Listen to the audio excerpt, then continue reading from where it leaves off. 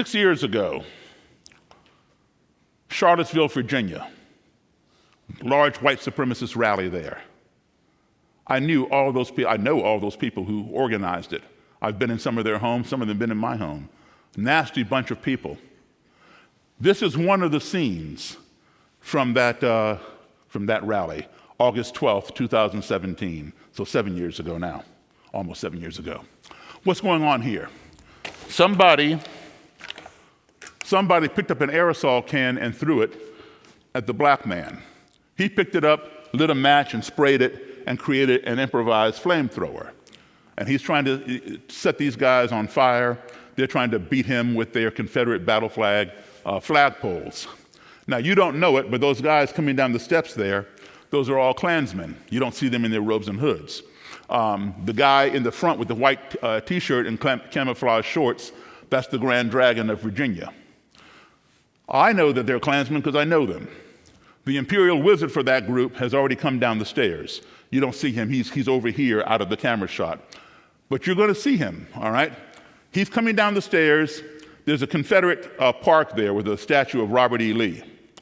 And so they're trying to defend the statue or whatever. Protesters are there wanting it taken down.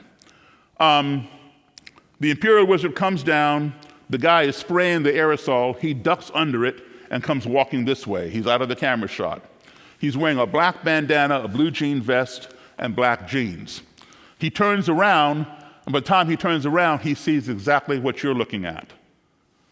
And you have to pardon the profanity and things that he uses and that you hear in this clip. He pulls out a gun. He points it at that black man's head and shouts, "Hey, nigger." And then he lowers the gun and fires the bullet.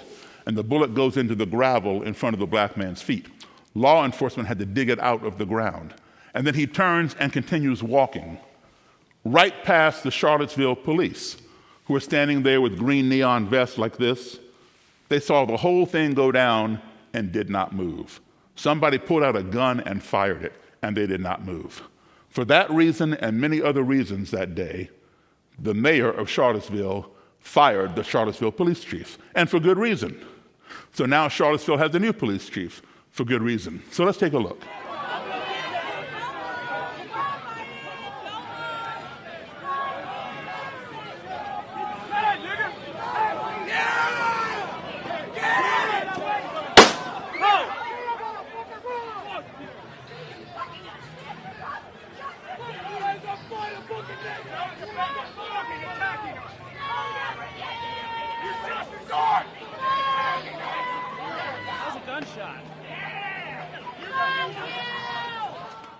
Okay, what would you do if that came to your town? Oh, no, that doesn't happen in Dallas or Houston or Marshall or San Antonio or wherever. No, that's up there on the East Coast, Charlottesville. Let me tell you something. Anywhere there's hate, that can happen. And guess what else? Charlottesville is your town.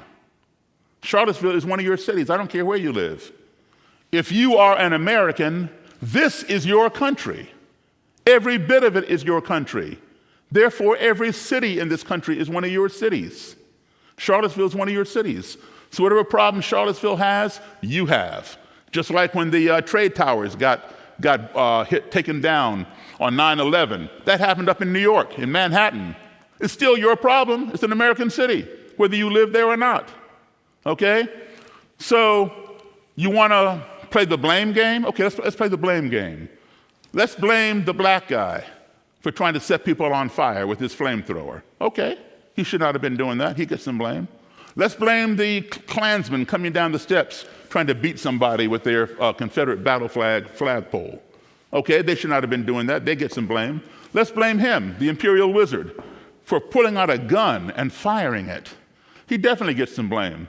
Let's blame the Charlottesville Police Department for not doing what we pay them to do, to serve and protect. They definitely get some blame. But maybe we should blame ourselves for allowing our country to come to this point in the 21st century. This stuff does not belong in the 21st century. It doesn't belong in any century. But you know what? Sitting around blaming people does nothing. I blame him, he blames me, we blame her. It just goes round and round and nothing gets done. Our country, our society can only become one of two things. One, it can become that which we sit back and watch it become, or two, it can become that which we stand up and make it become.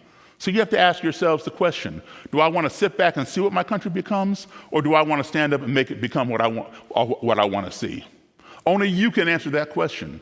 I chose the latter. Now, you saw the imperial wizard in his street clothes.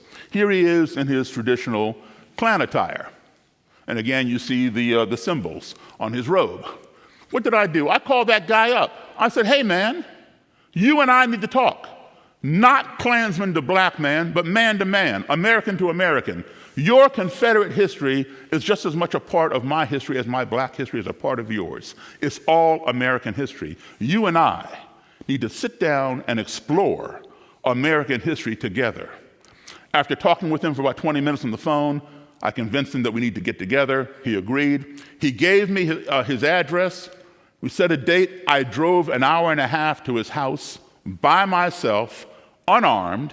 I sat in his living room, all kinds of KKK stuff all over the walls, pictures of Nathan Bedford Forrest, the first Grand Wizard of the KKK, all kinds of stuff. I sat on his couch that was covered with a Confederate battle flag blanket, and I listened to him and his Klan's lady fiance give me a 2-hour lecture on American history, from a Confederate perspective, of course, right?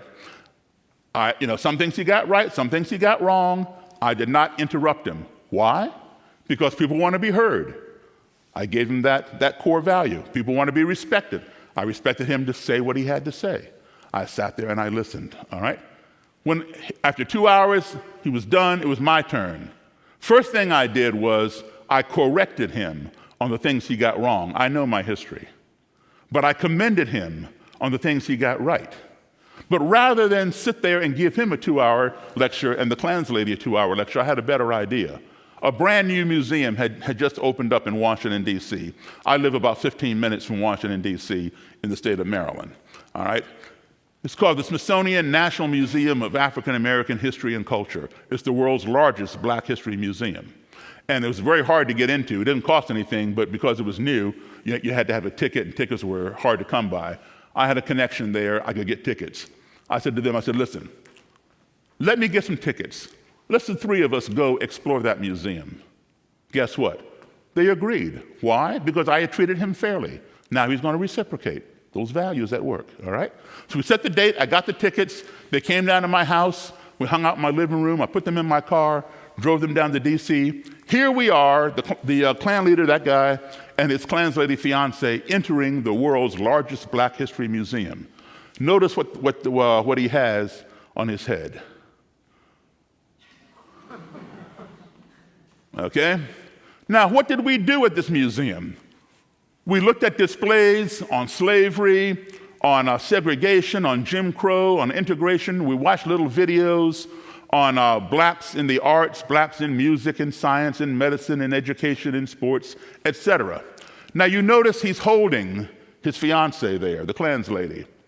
Now, he likes rock and roll. His favorite artist of all time is Elvis Presley. I love Elvis Presley. I saw Elvis 14 times. I met him twice. I went to Elvis's funeral. But Elvis did not invent rock and roll. My boss invented rock and roll.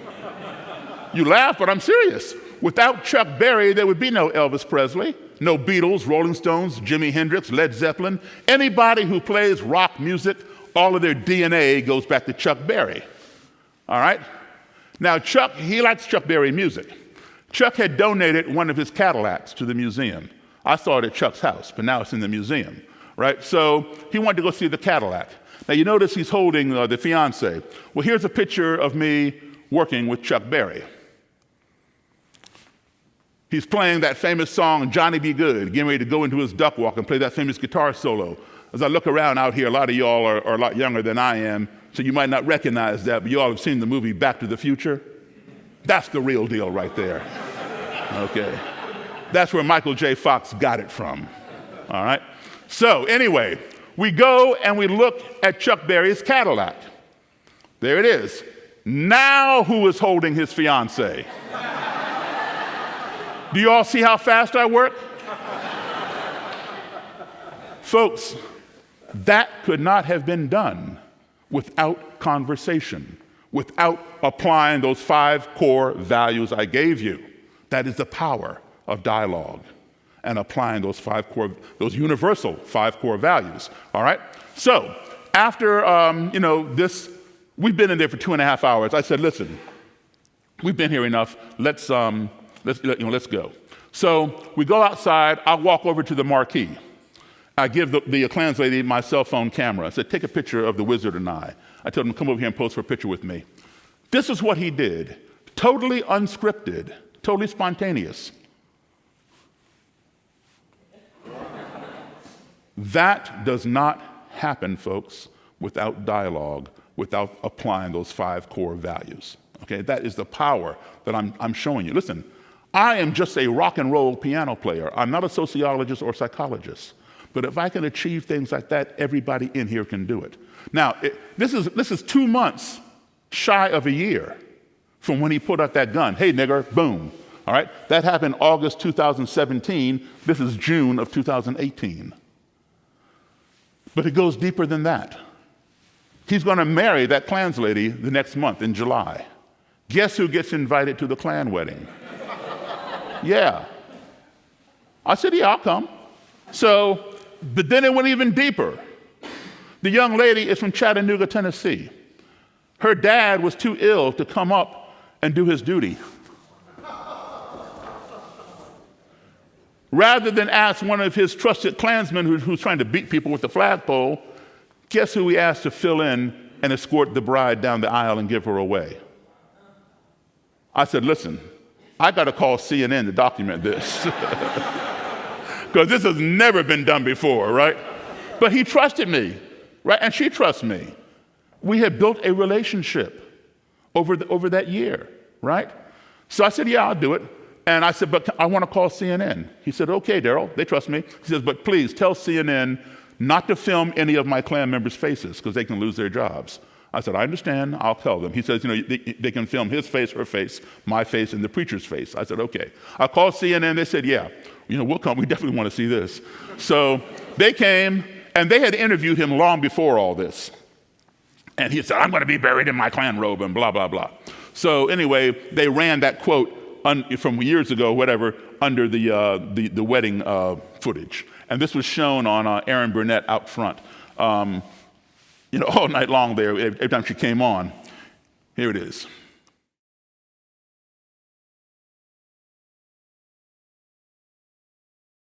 As you stand in the presence of God. This time, it was Davis giving something away.